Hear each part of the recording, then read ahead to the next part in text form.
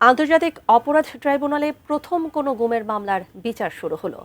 গুমের পর জেআইসিতে নির্যাতনের মানবতাবিরোধী অপরাধের মামলায় সাবেক প্রধানমন্ত্রী শেখ হাসিনা ও ১১ সেনা কর্মকর্তা সহ ১৩ জনের বিরুদ্ধে অভিযোগ গঠনের আদেশ দিয়েছেন ট্রাইব্যুনাল ১। একই দিন জুলাই হত্যাযজ্ঞের আরেক মামলায় ওবায়দুল কাদের সহ ৭ জনের বিরুদ্ধে গ্রেফতারি পরোয়ানা জারি হয়েছে। বিস্তারিত জানাচ্ছেন জাভেদ আখতার। আওয়ামী লীগ আমলে গুমের পর ডিজিএফআই পরিচালিত জয়েন্ট ইন্টারোগেশন সেল জেআইসিতে ২৬ জনকে নির্যাতনের ঘটনায় মানবতাবিরোধী অপরাধের একটি মামলার বিচার চলছে আন্তর্জাতিক অপরাধ ট্রাইব্যুনালে। ক্ষমতাচ্যুত প্রধানমন্ত্রী শেখ হাসিনা ও তার প্রতিরক্ষা বিষয়ক সাবেক উপদেষ্টা অবসরপ্রাপ্ত মেজর জেনারেল তারিক আহমেদ সিদ্দিক সহ এই মামলার মোট আসামি ১৩ জন। এর মধ্যে ডিজিএফআইয়ের সাবেক ৫ জন মহাপরিচালক সহ আরও ১১ জন সেনা কর্মকর্তা আছেন।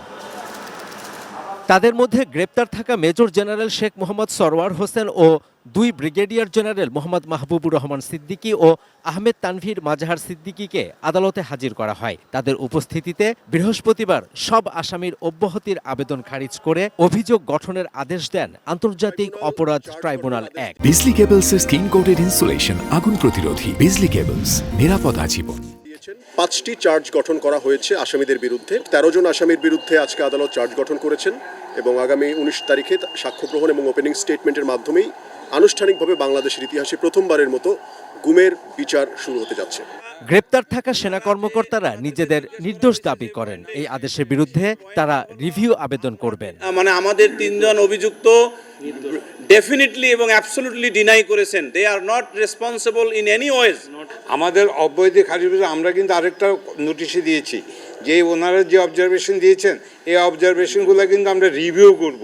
এদিকে জুলাই আগস্টের গণ অভ্যুত্থান চলাকালে উস্কানি, ষড়যন্ত্র ও প্ররোচনার মাধ্যমে ছাত্র জনতাকে হত্যাযজ্ঞের মামলায় আওয়ামী লীগের সাবেক সাধারণ সম্পাদক ওবায়দুল কাদের সহ ৭ জনের বিরুদ্ধে আনুষ্ঠানিক অভিযোগ আমলে নিয়েছেন ট্রাইব্যুনাল ২। আগামী ২৯শে ডিসেম্বর এই আসামিদেরকে গ্রেপ্তার করে আদালতে উপস্থিত করার জন্য আইন শৃঙ্খলা রক্ষাকারী বাহিনীকে নির্দেশ দেওয়া হয়েছে। এই মামলার অন্য আসামিরা হলেন কার্যক্রম নিষিদ্ধ আওয়ামী লীগের নেতা আফম বাহাউদ্দিন নাসিম, মোহাম্মদ আলী আরাফাত যুবলীগ নেতা, শেখ ফজলে শামস পরশ, মাইনুল হোসেন খান নিখিল এবং ছাত্রলীগ নেতা সাদ্দাম হোসেন ও ওয়ালি আসিফ ইনান।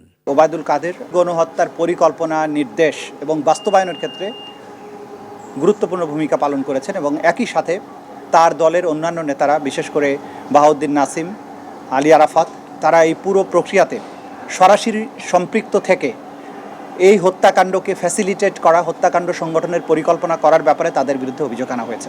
Javed Akhtar, ATN news, Dhaka.